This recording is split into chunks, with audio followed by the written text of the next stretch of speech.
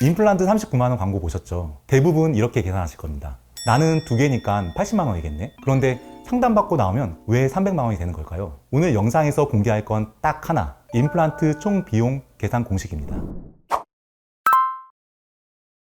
안녕하세요. 임플맨 김정기 원장입니다. 임플란트를 고민하는 분들이 가장 많이 하는 질문이 있습니다. 여기 임플란트 얼마인가요? 그런데 사실 이 질문이 가장 위험한 질문입니다. 왜냐하면 임플란트 비용은 단순히 가격표로 결정되는 것이 아니라 치료 계획에 따라 완전히 달라지기 때문입니다. 오늘 영상에서는 광고 가격이 아니라 총 비용이 만들어지는 구조를 정확히 알려드리겠습니다. 이 영상 하나만 보고 가셔도 수백만 원을 아낄 수 있습니다. 먼저 임플란트 총 비용 공식을 말씀드리기 전에 39만 원 임플란트의 진실부터 짚고 가셔야 합니다. 어떻게 39만 원의 임플란트를 할 수 있을까요? 싸구려 나사를 쓸까요? 경험 없는 초보 의사가 심을까요? 결론부터 말씀드리면 모두 다 아닙니다. 오히려 광고를 보고 환자가 몰리니까 임플란트 사용량이 많고 사용량이 많으니까 대량 할인가로 구매합니다. 편의점에서 라면 한 개에 1,400원인데 코스트코에서 박스로 사면 개당 700원인 것과 같은 원리예요. 수술 경험도 마찬가지입니다. 하루 수십 건 식립하는 원장들이 경험이 없을 리가 없죠. 오히려 수천, 수만 건 이상입니다. 그럼 진짜 질문은 이겁니다. 같은 임플란트, 비슷한 실력인데 왜 치과마다 가격이 수백만 원씩 차이가 나는 걸까요? 이제 여기서부터가 핵심입니다. 가격 차이가 나는 이유는 임플란트 나사 그 자체가 아니라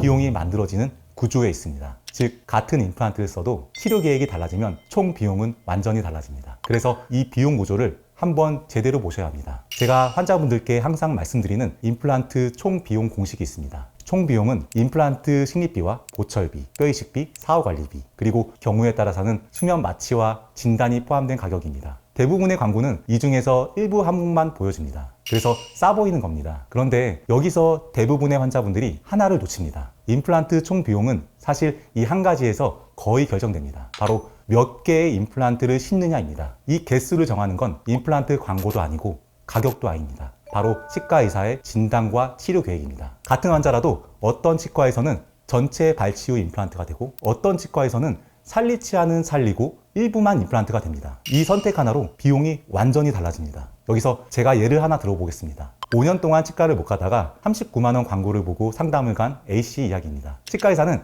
A씨의 엑스레이를 보고 전체 발치가 필요하다고 말합니다. 사실 A씨는 몇 개의 치아는 살릴 수 있을 거라고 생각했는데 상담 실장과 치과 원장 모두 그렇게 말하니 어쩔 수 없다고 생각하고 실장과 비용 얘기를 나눴습니다. 설명이 너무 많아서 자세히는 이해 못했지만 총 비용이 700만 원인데 당일 결정해주면 590만 원까지 해준다는 얘기에 A씨는 떠밀리듯 남아있는 모든 치아를 다 발치하고 바로 임플란트 수술을 하게 됩니다. 사실 이 이야기는 과잉진료라는 단어 하나로 설명하기에는 부족합니다. 그래서 많은 분들이 이런 경험을 합니다. 광고 보고 갔는데 상담받고 나오니 생각보다 훨씬 비쌌다. 그 이면에는 치과의 운영과 수익 구조가 함께 얽혀 있습니다. 이 부분을 조금 더 설명드리면요. 사실 치과 입장에서는 치아를 살리려면 그만큼 시간과 인력이 훨씬 더 많이 들어갑니다. 예를 들어 충치가 깊을 때 치아를 살리기 위해서 하는 신경치료를 하는 경우 적게는 3번에서 많게는 6번에 걸쳐서 치과에서 치료를 받아야 합니다. 환자가 내원할 때마다 의료진과 재료가 계속 투입되기 때문에 그만큼 치과에서는 비용이 증가됩니다. 사실상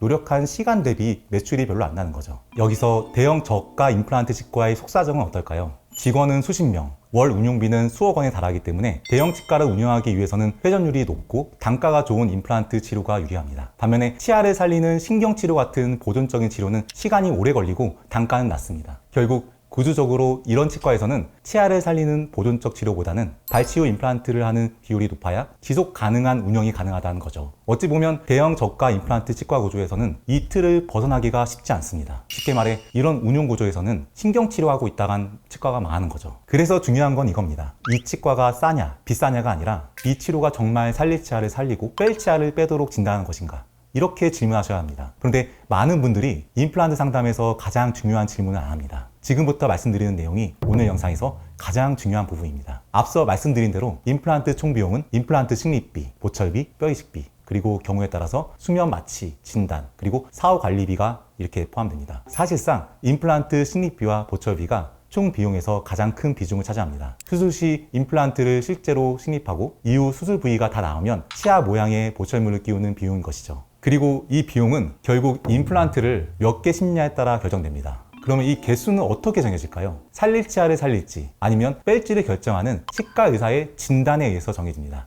살릴 치아를 살리면 임플란트 개수가 줄고 비용도 수백만 원 줄어듭니다. 반대로 처음부터 전부 말치하고 임플란트로 가면 개수가 늘고 비용은 크게 올라갑니다. 그래서 결론은 하나입니다. 임플란트 비용은 가격이 아니라 진단에서 결정됩니다. 나는 얼마 정도 예상해야 할까? 라는 현실적인 질문이 나오죠. 정답은 하나로 정해져 있지 않습니다. 하지만 예상 범위를 좁히는 방법은 있습니다. 먼저 발치 범위입니다. 이 치아를 꼭 빼야 하는지부터 확인하셔야 합니다. 빼야 한다면 왜 빼야 하는지, 살릴 방법은 없는지 판단의 근거를 분명히 들으셔야 합니다. 혹시 임플란트를 유도하기 위한 발치는 아닌지 꼭 짚고 넘어가셔야 합니다. 사실 치아를 발치한다는 건 그 치아에 있어서는 사형 선고와 같습니다. 그래서 이런 결정은 여러 각도의 엑스레이 촬영, 구강 검사, 그리고 필요하다면 추가 정밀 진단을 통해서 치과 의사가 충분히 고민한 끝에 내려야 하는 부분입니다. 만약 치아를 살리는 치료가 오래 걸리고 비효율적이라는 이유로 발치가 선택된다면 그 피해는 결국 환자가 떠안게 됩니다. 다음은 뼈 이식 여부입니다. 정말 이 부위에 뼈를 이식해야 하는지 문의해 보셔야 합니다. 환자의 잇몸 상태 진단을 꼼꼼하게 하는 치과 의사라면 임플란트 나사를 식립할 부위의 잇몸뼈를 CT를 통해서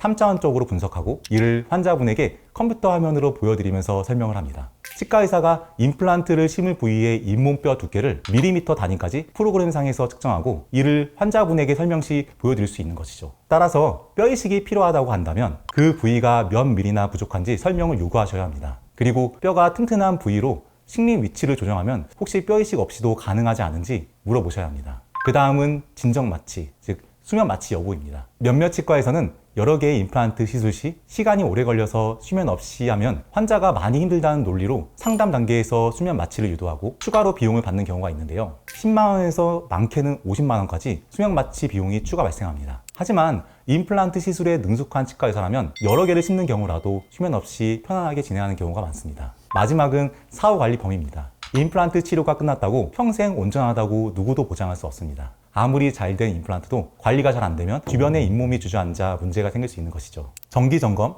나사 풀림 체크, 보철물 파절 같은 문제에 대한 후속 조치가 필요할 수 있습니다. 그래서 무상 AS 기간은 언제까지인가요? 라고 반드시 물어보셔야 합니다. 어떤 치과는 AS 기간을 5년이라고 설명하고 실제로는 무상 기간이 2년 정도이고 나머지는 유상인 경우도 있습니다. 이제 진짜 결론입니다. 임플란트 상담에서 가장 위험한 질문은 이겁니다. 여기 얼마예요? 이렇게 묻는 순간 내 치료의 기준은 가격이 됩니다. 이렇게 물어보는 대신 이 치아는 꼭 빼야 하는지, 혹시 살릴 방법은 정말 없는지, 그리고 그걸 기준으로 하면 나의 총 비용은 얼마나 되는지 물어보셔야 합니다. 이 질문 하나가 여러분이 지불하는 총 비용을 바꿉니다. 상담이 끝났을 때 이 4가지만 명확하면 됩니다. 첫째, 발치는 꼭 해야 하는지, 그리고 그 근거가 맞는지. 둘째, 뼈 이식은 몇 미리가 부족한지, 그리고 위치 조정하면 뼈 이식 없이 가능하지 않은지. 셋째, 수면 마취를 할 정도로 힘든 수술인지. 넷째, 사후 관리는 무상 기간이 언제까지인지. 이 4가지가 정리되면 총 비용의 90%는 결정됩니다. 앞서 말씀드린 것처럼 누구에게나 똑같은 금액은 없습니다. 하지만